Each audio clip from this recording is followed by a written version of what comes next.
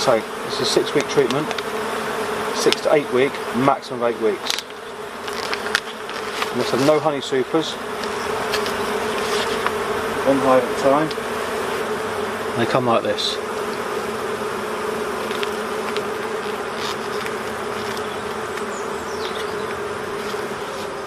Now the strips come with this little tab support, so you want to put them between frames of brood. There needs to be enough space for the bees to be able to walk on them.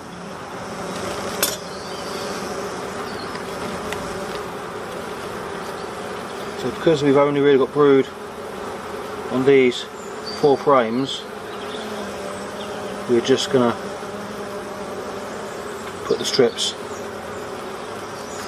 on those frames there.